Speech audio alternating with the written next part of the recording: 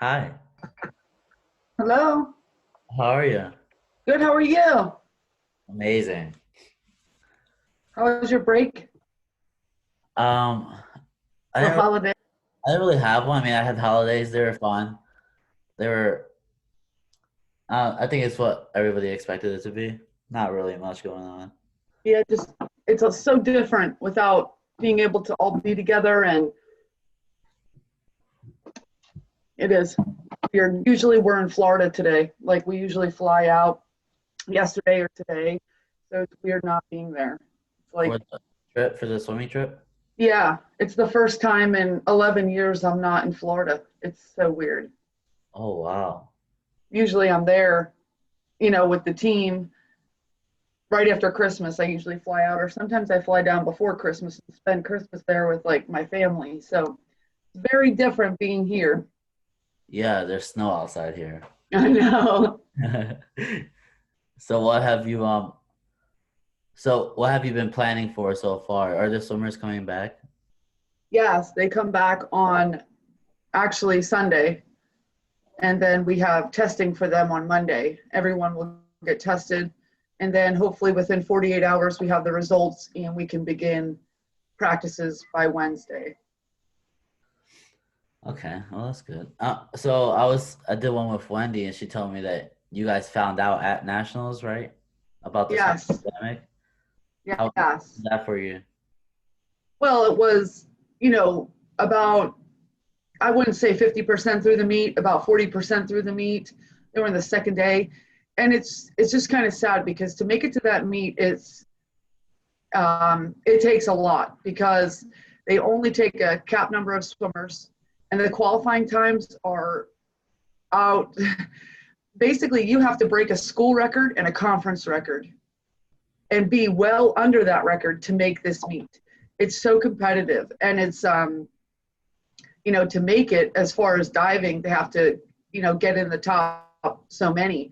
And to get there and then be told, hey, we're heading home, it's just it's upsetting. I know a lot of kids who worked all year specifically for that meet and didn't even get a chance to perform, were devastated. Right. As a swimmer, like myself as a swimmer, making that meet was what I worked for all year long. So when it came time for nationals, and if I was told like, "Hey, we're heading home, or you're not competing," I don't. I mean, that would have been horrible. How did that conversation go after talking to your athletes about what went down? I think there's a sense of reality and the fact that this is what we're living in. And I've always been someone who says, it is what it is. But that phrase sometimes I don't like it because you are allowed to feel upset. You are allowed to feel like something was stolen from you, and you're entitled to your feelings and emotions. But the fact is, we can't control it. So I always try to focus on what I can control. We can control, hey, this is what the decision was made. We need to be as safe as possible, and this is what's happening. And there's, some kids, they were seniors and some kids are back. So we look at it like, okay, you may have an opportunity next year. And so all year long I'm kind of pushing that, if we do have the opportunity, you need to make sure you're doing all the things that you can do along the way to get there. So it's kind of an incentive for some, and some who are, I think, if you look at this year, what they're doing this year is obviously there's a cap because of the size of the meet that they can have as far as capacity of swimmers and divers. So it's going to be even more difficult to make the meet this year than it already was.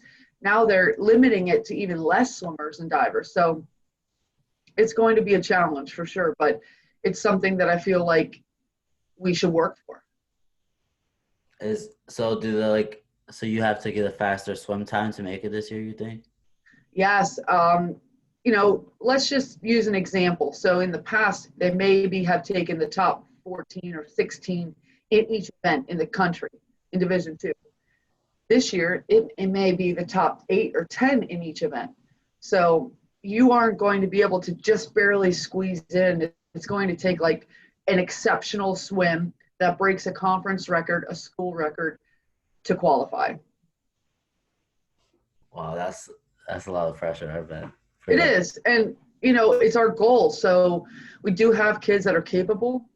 Now, being the gyms have been closed, we are back to square one. And that is my only concern, is that these kids have not been able to swim or lift for the past month, maybe even more. And, um, swimming isn't like basketball or football that you can just go outside and throw the ball, or if you take a couple days off, you get back at right where you were.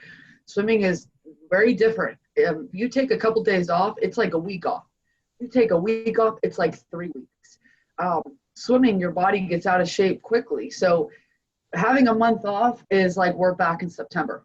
But we have the next 3 weeks without classes. And to be able to it's our Christmas training um, period where we can spend those 3 weeks really just hammering away, trying to get back in shape, doing everything we can do in the weight room and in the pool to get as strong as possible. And, our meets will start at the end of January. So it's coming up fast. Wow. Yeah. So how do you approach like an out of shape athlete during these times, which most of them will be? Yes, I am going into it with the idea that everybody has been, doing something at home. We really encourage them to stay as active as possible, as safe as possible. So if you can get outside, go for a run, a bike, a walk, great. Or you can do a HIIT workout or a workout in your home. Even if you don't have equipment, you can use your body weight. We provided a lot of workouts that they could do. But I'm going with the idea that we are starting back at square one, slowly going to gear up into it. Within a week, the kids will start feeling really good and a lot better in the water.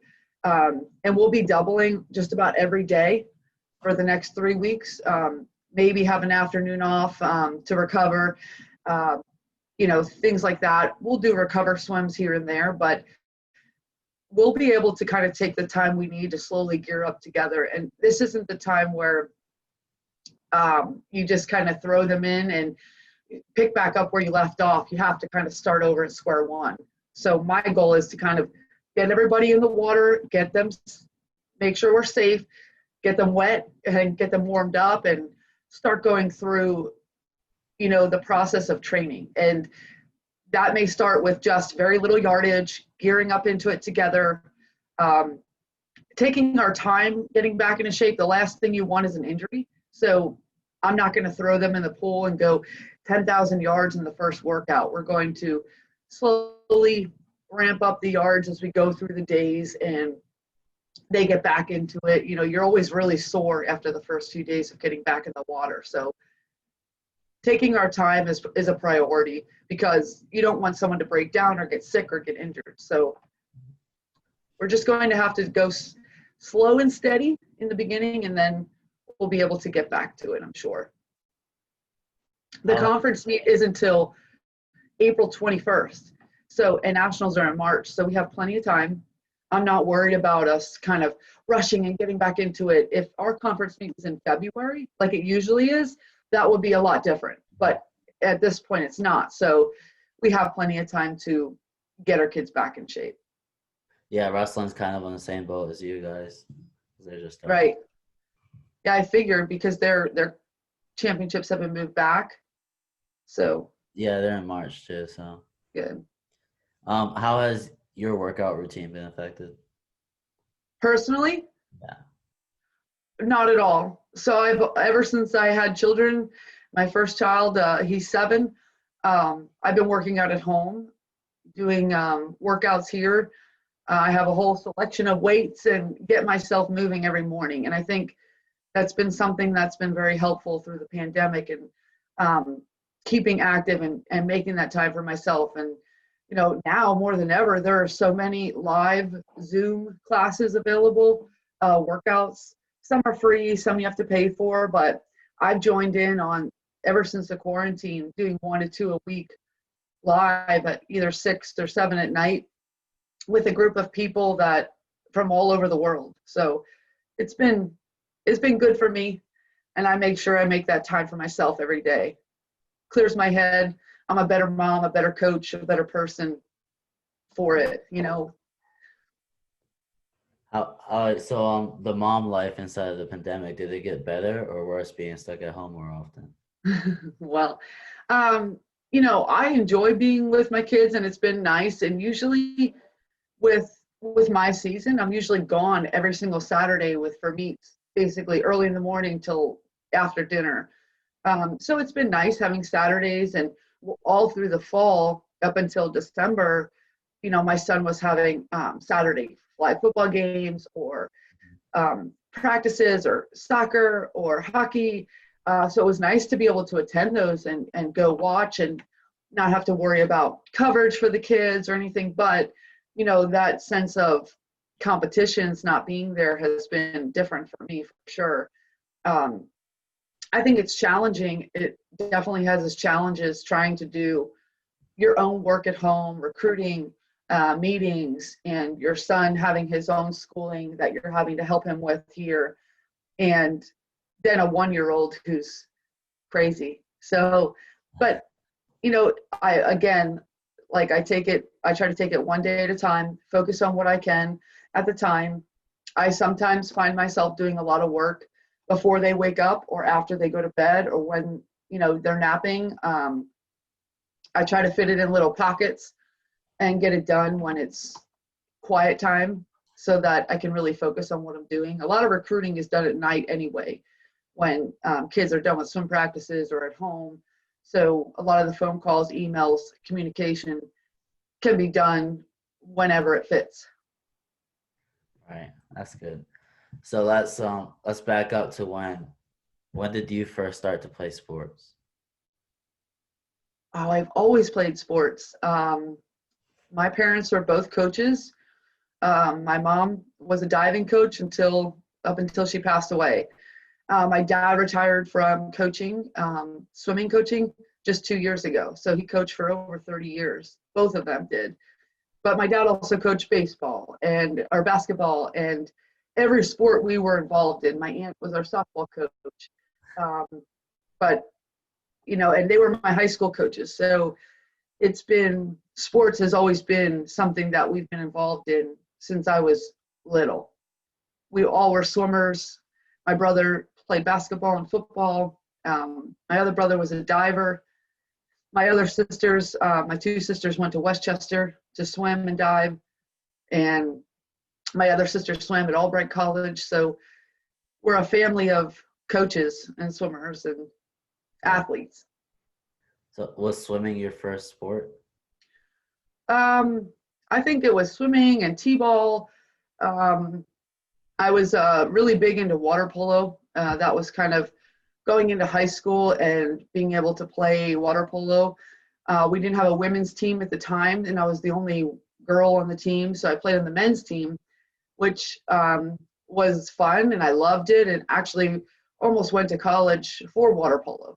But ended up that, when I came to visit Clarion back years ago, I fell in love with the school and knew that swimming was where I wanted to be. They say that the highest percentage of Navy SEALs are wrestlers and water polo players. Wow, my buddy, interesting. my buddy has a Well, water polo was get me in such great shape for swim season because it was a fall sport. So I always thought, I tried out for volleyball 1 year. I did that in middle school, but water polo was a high school sport, and I really wanted to stay in the water. And it's great conditioning for swimming. So I did it and ended up falling in love with it. And eventually, by my senior year, we had a girls' team. So my senior year, we had a full girls' team, and we could play against other girls' schools. It was cool. It does seem like a hard. I don't know how to swim, so it seems even harder for me. It is hard. It's kind of like basketball in the pool. Can't touch the bottom. It's a lot of endurance. I enjoyed it. Did you know you went into swimming college as early as like your freshman year of high school, or? No, I did. I knew I wanted to try to do both swimming and water polo. Um, in the beginning of my high school career and maybe sophomore year, junior year, I started getting a lot more recruiting for water polo. And that's kind of the route I first took when I was looking at schools. Um, but I improved a lot as I got into my junior and senior year in swimming. And that's when I really saw a lot more colleges and kind of opened the door to looking at schools for swimming. Okay. So when you come to Clarion, you swim here. After, did you know you wanted to coach here, or what were your plans after college? Because I know a lot of college kids don't really have plans after. You know, I graduated with a teaching degree in the winter. So I graduated in December, and just a few days later started a job teaching as a, math resource teacher, and did some other things at a school, and I loved it. I enjoyed it. But then I would leave there and go coach at night, and like a club team. And I really enjoyed that. And I was running clinics and private lessons and coaching, and that's what I was really enjoying. And I knew that all day long I was kind of looking forward to the second job I was heading to. And after a while I kept thinking to myself, like, why can't I do this full time? Like, why isn't this my career? And I think I always thought that I got a degree and this is the job I should look for in my degree. But it worked out that, there was opportunities available. And when I heard this job was open and I applied, it was kind of like, I felt like it was destiny. Mm. I was always like a big fan of Clarion. When we would have recruits on campus, when I was a swimmer, I lived in the dorms for 4 years. My parents were, very adamant that I was staying in the dorms. And whenever we had recruits, I would host them because I loved showing them around and showing them how much fun the school was and the program. And they could always count on me. My coaches would always say, okay, let's put this recruit with Bree because we know that she'll show them a good time. And, a lot of times they decided to come here. So I've always been someone who's proud of the school that I've come from. And then when there was an opportunity to coach full time, and coaching is my passion, swimming is my passion, helping kids reach their goals and improving was something that I really enjoyed doing. So it was a no-brainer. And I was actually living in Alabama at the time with my fiance, Jesse. He was coaching at Auburn, and I had just moved there because we had been long distance for years, and it was kind of time to be together. And I just couldn't pass it up. After I had just moved to Alabama and this job came open, I was like, I'm going for it. And he supported that, and we've been here ever since. That's good. The town really makes the college, I believe. When you bring recruits here, you show them the town too, right? Right. Yep. Yeah. And there's, I always tell recruits, like, you make the most of it. Like, you can make the best of it. And there's not a whole lot to do. There's not a big, shopping center or things like that. But you're so busy with school and swimming and practices and your academics and, meets on weekends that there's not a whole lot of downtime to just kind of explore anyway. So our kids make the fun. They have like bachelorette nights where they all get together on Monday night to watch The Bachelor. The guys have video game nights and wing nights and pizza nights, and they watch football games together. So there are a lot of things that you can do here and enjoy your time. And those who come and give it a chance and get to see, what we're about and the program and the school and what they have to offer academically, they realize that that's what it's truly about. Yeah, I really fell in love with like the family aspect when I got here. Exactly. Like, I tell recruits, like, you could go to another school and they're not going to care about you and your success the way we will. Not everyone, maybe some will, but we want our kids to graduate, have a great degree, have a great career academically, and reach their goals as a swimmer. But my big push is that when these kids leave, my biggest accomplishments are them growing up, them learning responsibility, them maturing. I really take pride in the fact that when they leave and move on, that I feel like they have really reached a good milestone in their life, not just graduating or being a good swimmer or diver, but being a good person. learning how to take responsibility, how to communicate with adults, how to ask questions for yourself, stand up for yourself, speak with, you know, manners.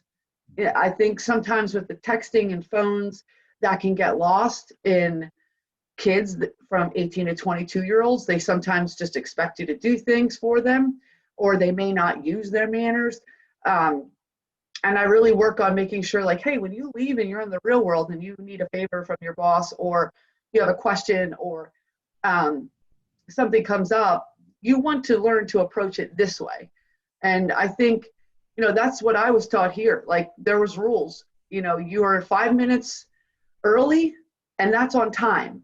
So if you're showing up for 6 o'clock practice at 6 o'clock, you're late. And that's something that stuck with me from my coaches for my life. And I would, up until I had kids, to be honest, make sure I was always 5 to 10 minutes early for anything, whether it was work or an appointment or meeting with friends. Like, that was something that really resonated with me and stuck with me. And I think that's what I'm trying to teach these kids. You can't just show up when you want. You have to be on time. You can't just do what you want. You have to have responsibility. If you're supposed to be somewhere and you can't, I expect a phone call or a text message or an email. Learning to teach them to do their work and take their own responsibility on things and own it and learn how to communicate through it is a big step.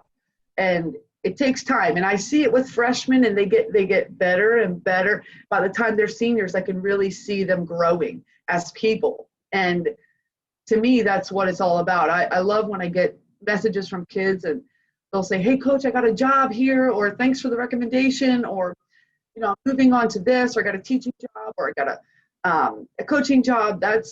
Those are the things that I get really excited about. That's so good because a lot of people as young freshmen, they come here, maybe they didn't have a mom or a dad. Now they have that coach to really be their authoritative figure. Right. I try really hard to show them that I care about them. You know, I'm not just your coach for a couple hours a day and go home. That's it. No, we want to make sure they understand we're here for you when you need anything. But I also don't want them to feel that they can't try to work things out on their own or find their own solutions. But I am here to help them. And if something comes up and they need help, I will guide them along. And always, through everything and anything. We've been through many things with different kids. And, you know, a lot of times the difference is someone who just takes an initiative to care or show them that, you know, you're here no matter what. Yeah, coaches have definitely had the biggest impact on my life, especially That's great. here at Clarion. Seems like all the coaches are almost the same and caring about their athletes. I think it's definitely the culture we're trying to build. You know, the more you show you care about someone, the more they're going to commit to you. And I think we're trying to get everything out of our kids that we can. And we know that it takes a special kid to come to Clarion. You're not going to get the kids from always, sometimes you will, but you're not always going to get the kids from big city schools or who are looking for that big city life, college life. But it takes a certain kid who's going to be able to come to a school and perform at their very best and at every single time and do well academically and fit the mold that we have set forth here. And I think, you know, when I talk about recruiting and I'm talking to kids, and I always ask, like, what other schools are you looking at? Just to get an idea of comparison of not so much the school or the program, but what's happening around the area. Are you looking for a big school or a small school or a lot of people or a smaller setting or a more small teacher student ratio? So I think a lot of times when I think about the type of kids we get here, I feel like every single one is special. They've all bought into what we're trying to do here, both with academics and with our sports. So I think that's been a culture change in the last 10 years, that we're trying to get kids to come back because they love it. I think they definitely do come back, and it's because of the coaches. And Wendy talked about the culture too, and she loves it. Good. So what does the future of Clarion Summit look like for now, from what you've been planning? So a big thing was, 2 to 3 years ago, we were shut out without a pool while we were under the renovation. That was a really hard time for our program, not just for the kids here. That was extremely challenging for them, having to get on a bus and travel and go every single day to another facility, maybe get an hour of training in, drive an hour back, go to class, sometimes get back on the bus at 6:30 at night. But I will say that time really affected our recruiting. It was really hard for me to get kids to want to come here with no facility. But we kept pushing, and really tried and really, went outside the box with recruiting, looking for kids who really fit the mold for what we're looking for. Now, 2 to 3 years later, I feel like we are on a train. We are moving. We are headed in the right direction. It's been a priority of mine. And I would say I had to really look deep inside myself and commit to being a better recruiter and spend more time doing it, teach my assistants, this is what we have to do. We stay on them. We constantly are looking for what holes we're missing. And we ramped up our game. And with help of alumni, really kind of stepping in and making sure we had everything we needed, I really started earlier. So now we start looking at juniors way ahead of time instead of the prior year. But we have to date right now, probably 15 freshmen coming in the fall. And that's huge for us. And, we brought in 14 freshmen last year. And the year before that, we had 12. So to me, the goals of our program is to build depth, and bring in more solid talent. So a long-term goal, like in the next few years, like I want to be back at the top. And to be back at the top of the conference, you have to have stud swimmers and divers, but also depth.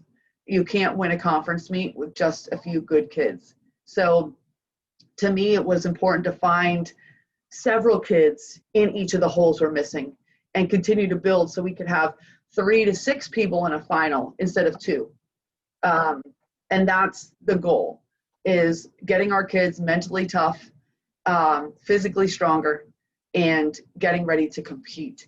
And every single kid that I've brought in and met with, and it's been probably over 50 or 60 visits in the last 10 months, has been, this is where I'm heading. This is the goal that we as a team want to do. And to do that, it takes incoming kids to buy into what we're doing and want to be a part of that. And I'm not looking for kids who are selfishly motivated to say, who just care about their own success, but the success of the team. So it's really important to me that we're building and bringing in the right kids that can handle the academics and the athletics, kids that can think about others instead of just themselves and their own success. Think people that are going to support their teammates, encourage them, and be a good leader. You can have leaders even as freshmen, and I see it. I see it on the team now. I see it last year on the team. I've seen it the year before. It was very important to me that we stepped up our recruiting, and to be able to win, you need people, you need bodies, but you need talent and you need depth. So that's where we're headed. I'm really, really excited about the kids we have on the team now. They all really want to be here. They want to work hard. They want to win. And they're excited to be a part of this program. And then the kids coming in the fall, 2021, are just going to add to that. And I think, I'm not someone who likes to completely count their chickens before they hatch, is the term, but I feel like we are setting ourselves up for exactly the plan that I wanted to put into place, if that makes sense. No, that makes sense. I'm excited for the future of Clarion. Me Clarion, too. I want to stick around Clarion. That's my goal. Good. I think with the facilities and the pool being built and people seeing that the school has invested in athletics, and they're now seeing that this is a huge positive to the program. Like having a facility that you feel so good to be in every day is just, I mean, it's amazing. And there's a lot of kids who come in for recruits who are like, wow, and every time I'm like, I know, and we get to be in here every day. It's amazing. And I'm thankful because I swam in the other facility and coached in it. And I know how sometimes it was so hard to compete with other schools when they would walk in and be like, this is your facility? I'm like, yeah, we make fast swimmers here and great divers in this facility, but it does sell. So it has been a great positive for us. Good, good. What's so future of swimming? How about the future of Bree Kelley and Jesse Kelley? What are you guys up to now until school starts? Well, we're both really, he knows how hard I've been working at this program and really wanting to build it, and he's super supportive of that. And we are, when I have goals and for this program and I really want it to happen, and I know how much work it's going to take and what type of kids it takes and the recruiting aspect of it, he's been very supportive of that and making sure like whatever I need, if I have practices in the morning, he has the kids. If I have meets and to travel for recruiting or meets, things like that, he has the kids. So he's a great partner to have through this. And, we're just moving forward. He's happy at the Y and things are going well there. Hopefully they reopen back up soon. And, we're doing great at the university. And, it's nice to have an assistant who's back for her second year, because prior to that, I had an assistant for 1 year. Prior to that, I had an assistant for 1 year. So we're now getting into some sort of a routine, and she knows kind of the expectation of the program and how to do things. And she's responsible for certain things. And it seems it's been working really well for us both, and the team. And, we're just pushing forward and hoping we can get back to competitions. We're supposed to start competing in January. So I'm just hoping that stays the way it is and doesn't change, and preparing for that. There's a lot of changes that are occurring with COVID, and different plans we have to put into place to make sure our kids are safe and our staff, and making sure everything runs smoothly. So, with the diving program, I know Coach Rovat really worked hard this year, and he has several kids coming in the fall too. And, he's always been a really successful coach. Obviously, everybody who knows about our diving program knows how successful he has been. And, he really wants to get back to that national meet and finish what he started, only getting 1.5 days in last year, it sucked, to be honest. And so I know, this year might be tough for him, but next year I know he has goals to get there, and he's bringing in more talent as well and more depth. So, we're working hard, ready to get back into it with the new year and back to our pool. Well, I'm excited to see you guys compete again. Me too. I know the kids are itching to get up and race and get a competition. So got to get prepared and get ready to go for that. I'll be there taking pictures for you guys. Awesome. Thank you for doing this, Coach. Sure. Thank you. Have a good day. You too. Thank you. Bye.